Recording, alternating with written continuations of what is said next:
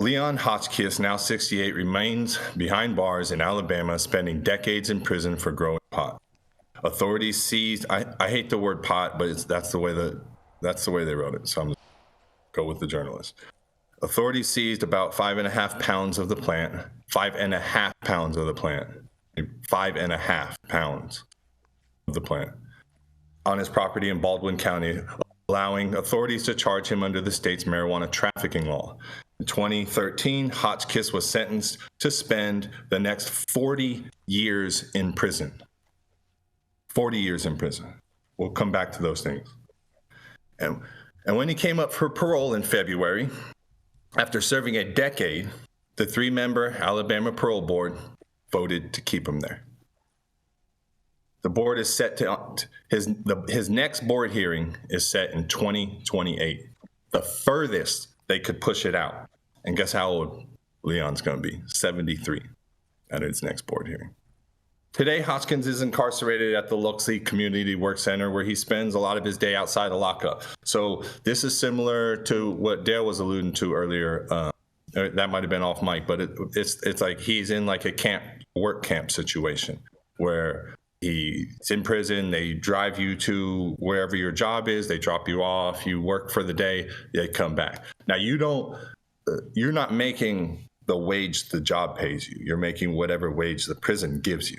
So let me just give you some context there. Jody Culifer recently retired from the, so my bad, I got to back up. But each morning he's dropped off at his job at the Fairfield boat dealership. Jody Culifer recently retired from the dealership, but he's the person who secured the job for Hotchkiss. He said he was having trouble finding a person to wash the boats for him. So he called the prison and asked if they had anyone that they could provide the job with for general maintenance, and they sent Hotchkiss. So this dude got a boat. He can't find anybody to do this hard-ass work of scrubbing the boat and washing the boat. So he calls the prison, and they send a 68-year-old man that's there for cannabis to come over and scrub and wash this man's boat, or whatever the prison deems as his salary, which is going to be very low. The guy says he picked it up really quick and did a phenomenal job. Culifer called Hotchkiss a good worker and a trustworthy employee. Because we have to say he's trustworthy, right? We have to make sure that we write that, because he was in prison for weed. And if you were in prison for weed, you obviously are going to steal things and be an untrustworthy, unsavory character. That's just ridiculous. Like, that shit is ridiculous to me. And his boss said that he would even give him his own key to the dealership. That way, Hotchkiss could let himself in case the prison van dropped him off too early in the morning.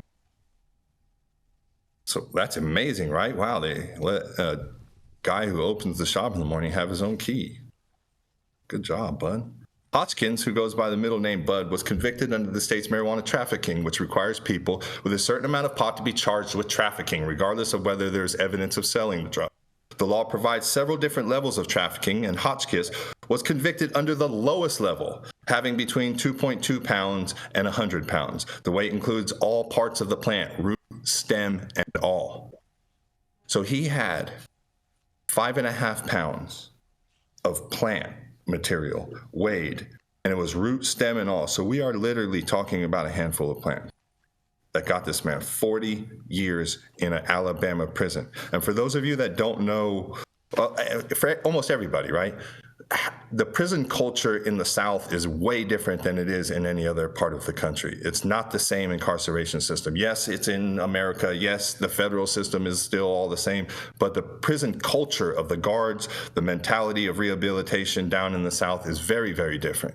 So it's if you've seen the movie Life with Eddie Murphy and Martin, they got it pretty good there. I mean, there's some, it's Hollywood exaggeration, but it's pretty close to how the prisons are down there. Anyway, Hotchkiss has some medical issues. The guy says he feels bad for him when he gets dropped off to do the boat work. In recent years, as marijuana prohibition has ended across much of the nation, the number of people prosecuted in Alabama for marijuana trafficking has also fallen off. Yeah, it's fallen off everywhere. The parole denial came despite Culliford's best efforts. His boss went over there and advocated for him and appealed even to the local district attorney and state representatives that he did a social media campaign for him. So that was cool. You know what I'm saying? The guy doesn't sound like a bad dude. It's just like the mentality of, oh, you know, saying I'm going to have this 68-year-old man come work on these boats for me. You know, it's just it's a conditioning of the culture and the conditioning of how we view prisoners and how we view prison labor and all those things. But that's a whole nother complex issue that we can dive in on at another time. The odds were stacked against Bud. The current Alabama parole now denies nearly everyone, despite the prison system that is in the federal crosshairs for being dangerously overcrowded. Fewer than 1 in 10 people who came before the board were granted in 2023. 8%. 8% of the people that came before the board were granted parole. Now, sure, I'm sure there's some people in there that everyone could agree that, hey, you don't belong in society. You're like a rapist, murderer, kid killer, whatever, you know what I'm saying? Whatever, you know what I'm saying? They are not functioning in a normal society. I got a feeling, though, that's not 92% of the people that come before that. That's just my opinion. He's not a danger to a soul, Culliford said. He's just a great guy. He really is. He needs to be in prison like I need to be in prison. In the end, the state decided Hotchkiss, like so many others, was safe enough to work in the public without supervision, but he still must spend his nights in lockup. Hotchkiss has no end in sight. If he serves the entire 40-year sentence in prison, he would be released at 98 years old. He is serving a life sentence for growing marijuana, and we're playing with this man's life, is the end quote. So, you know, please go out there and advocate for Bud Hotchkiss. I'm gonna do a video drop for him just personally. This story really touched me. I can't believe that this man is still incarcerated. Bud, we are gonna do everything we can to make sure that you get out. Shout out to Bud Hotchkiss.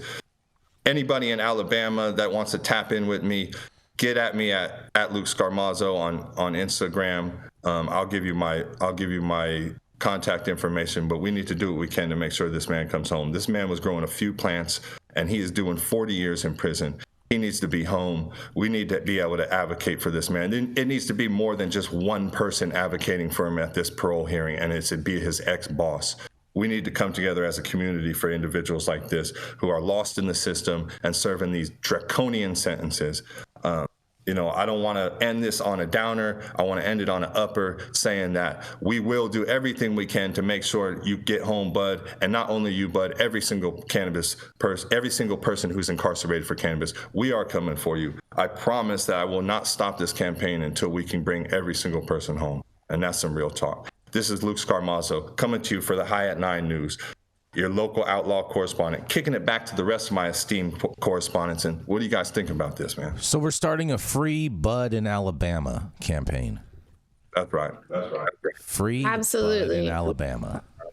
This is a sobering reminder that we're not all living in the same America. Mm-hmm. I mean, And you guys, I don't know. I'm listening to this story. I'm thinking about this man's just a little bit younger than my dad. Just a little bit younger. And I'm thinking about the fact that I grew, only 3 plants this year in my backyard, but like he grew 5 plants. And they're talking about 5 pounds, which is the entire plant mass, not just pounds that he trimmed and was ready to sell or something like that. Like we're talking about from root to stem, leaves, the whole bit. This is tragic. They probably weighed the dirt too. yeah, no, This makes my heart hurt really bad. This is.